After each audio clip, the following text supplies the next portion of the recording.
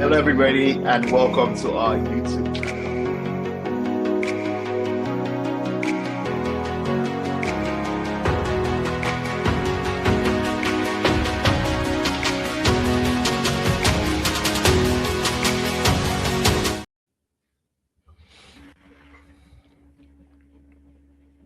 Hi everyone, and welcome back to the Far Side Pods. This is where we bring you football conversation, match analysis, opinions, and big stories all across the world of football.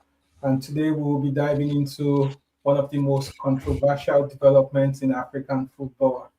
It is the CAF trophy, which was initially um, handed to the Senegalese national team with a very surprising turn of events yesterday.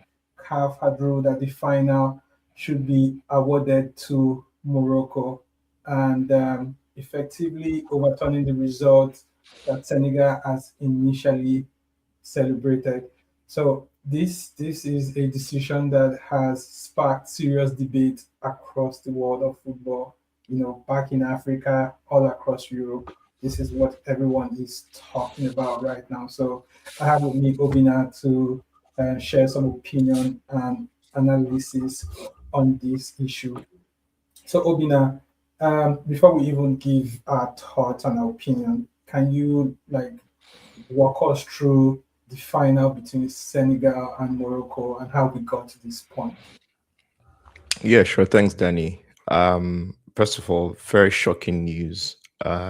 In the middle of all of the Champions League action, we just see an article, I think it was Fabrizio that said that was the first tweet that we saw about how they've given Morocco the AFCON title. And that was just, someone just said, like, why is this happening in Africa? This just calls into question so many things. But I'll walk you through what happened. The AFCON final was between Senegal and Morocco were the host nation. Now, throughout the game, very competitive game. I think both sides were really pushing to try and get a winner so that they can be crowned champions. There was a particular decision that went against that should have led to like a penalty for Yeah. Senegal. So Senegal had like there was this foul. I don't know if I can't remember if they scored a goal or they had it. Was this particular foul that they felt that that should have led to maybe like a penalty for them, and it did not lead to anything. And so whilst they were protesting, the referee just said, keep it moving. Let's just continue the game. So Senegal, put their heads down, continued playing. But then in the final, I think around 90th minute, Morocco had a chance, and then a Moroccan player was fouled, and then the referee blew for a spot kick. He blew for a spot kick. I believe VAR intervened. It's been a little while. I think VAR intervened, but I think it was a spot kick. And so the Senegalese players was like, we had this same kind of something similar to this. We didn't get a penalty. Morocco now had their own, and you're giving a penalty. And so they were enraged. They were very angry. The coach of Senegal asked his players to leave the pitch. He was like, please, guys, let's leave the pitch. And so the Senegalese players were leaving the pitch. Only Sadio Mane, the captain of Senegal, stayed back and said, guys, let's come back. Let's finish the game. So I think about 15, 16 minutes after the spot kick was awarded, that's when they actually now took that spot kick. I mean, Brahim Diaz of Real Madrid and Morocco played it. He missed it. It was Panenka that he missed. And famous Panenka, he missed that. The match went into extra time. And in extra time, Senegal scored the winner and they won the AFCON final. They got the title. We celebrated. Everybody felt like, missing that penalty and still going on to win. I'm talking about Senegal, was just a vindication of some of the actions that felt like did not favor them in that final. Everybody was happy. All the players in Senegal were ecstatic. They've done a massive parade around the country. And then to come today and then hear that Morocco had actually appealed and saying that, oh, because the players left the field.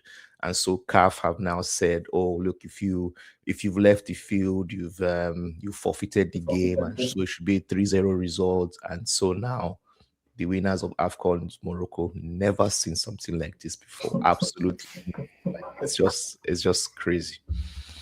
Yeah, I mean, it's crazy. Just like you have explained, when I saw the news yesterday, my initial thought was, to be honest, this decision does not look good for African football. I agree. And I thought it was right April's now, Fool. I had to check the date. I was like, is it first yeah, of yeah, April? Yeah, I thought it was a parody account of Fabrizio. yeah, I had to of a check reason, the like, spelling a couple of times. And in my mind, I'm like, this at this point where African football is trying to build credibility globally, you know, from competitions to national team levels. We've heard of so many allegations of corruption in African football, and then something like this happens, like 2 months after a final, and the result is changed in a boardroom, um, rather than on the pitch. Like, it just creates a sour taste. It creates a bad perception of the African football. I And agree. for me personally, I feel like football matches should be decided on the pitch, not in courtrooms, not in administrative decisions, because we are hearing from reports today that the Senegalese team have gone to court. Now, Senegal won the game on the field, and overturning that result 2 months later just doesn't sound right. And I don't know the kind of precedence that this is going to set. People think that they can go to court to challenge a victory, just puts the game at risk. And what is even more confusing is, even after Senegal winning 2 months ago, they were severely punished. Like, they had fines, to the team. Their coach was severely fined, you know, and all of those backlash that happened, you know, they took it in they took those things, and then you come back and strip them of the title that they worked hard for. Honestly, it feels like double punishment, which is something that we have also been speaking about in European football too. Why you punishing? That's like double punishment, like I said. So I guess beyond the Senegal and Morocco, it's the bigger issue is how it reflects on Africa as a whole. Yeah. And that's where I have my my own challenge with the decision. You know, but what are your thoughts? There were also talks about the the CAF rules saying when you forfeit the game, then you have when you walk off the pitch, it's assumed that you have forfeited the game. But in that scenario, Sadio Mane was there. He didn't work. He brought his team back. Is Mm. that something that the Senegalese team can leverage upon? I honestly, we're probably getting into the intricacies of what the CAF rules state. On one hand, it was the coach that said, "Oh, let's leave the pitch," and you can kind of understand this is the final. We've worked hard to get to this final, and then a decision goes against them.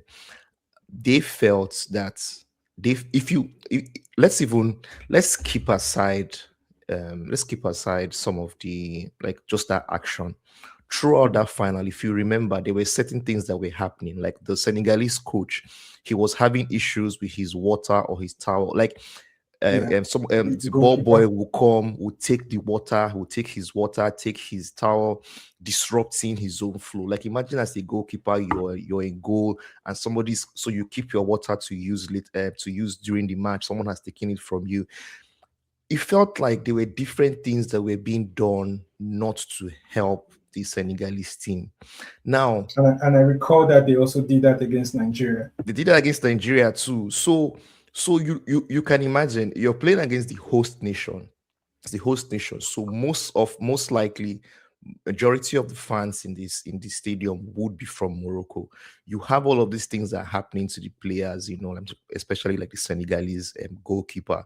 Then on the pitch, the referee did not give a penalty to Senegal for something that they felt should have been a penalty. I do not know if it was reviewed by VAR. Senegal moved on, and then in the final moments of the game, you then blow for a penalty and give a penalty to Morocco. I think, as you've mentioned, like in Africa, there's always been this kind of cloud of corruption around, like around our football, and you want to be able to showcase the best talent. So we have amazing talents from Africa, like players that are doing very well, even from Morocco. Like, look, we have fantastic players, but we don't want a situation where when these players come and they turn up for the national teams and they're playing, they come and they cannot win, they cannot put in their best effort, only to be dampened by certain actions or whatever kind of process that by the referee or by the governing body. So you now come and you have that issue where they got this penalty, and look at that last moment, like how, like they felt very aggrieved, like they felt it was too soft, and like, how do you just give a penalty like this at this moment? Why don't you allow the game to end? Let us actually play. Let us play together. Let's try and get a proper goal here. Don't use a penalty to just decide, because it did look like a penalty, from Senegal's angle. And I think at that point, the way they reacted, I really felt for them. Everything was up against them. And so at that moment, what do you do? Do you come and say, okay, allow the penalty to take place? Then when we finish, we try and score another goal when there was literally no time? Or do you allow Morocco to win and then go and appeal the penalty after the final whistle? Like, it felt like this was the only thing they could do to actually bring attention to what they were facing all game. And so, on one hand, CAF will say the rules are the rules, but Senegal, their backs were against the wall, and this was the only thing they could pull. Big ups to Sadio Mane for bringing the team back. And to be honest, I think for me, the football gods were on the side of Senegal. That penalty, Brian Diaz missed it, and then Senegal went on to win. It just showed that, look, that day it was meant for Senegal, and there was no other team that was going to win the AFCON. It was only going to be Senegal. Yeah.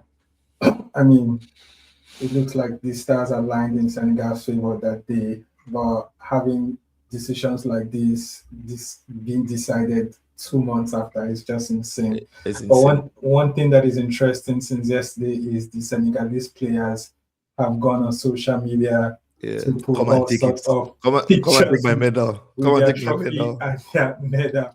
And I'm just here thinking, just in case that this even goes through, how does CAF decide to implement this? Are they Exactly. going to How? ask people to return medals, or are they all of the pictures, all of the glamour, all of those things that had Those gone on the, memories.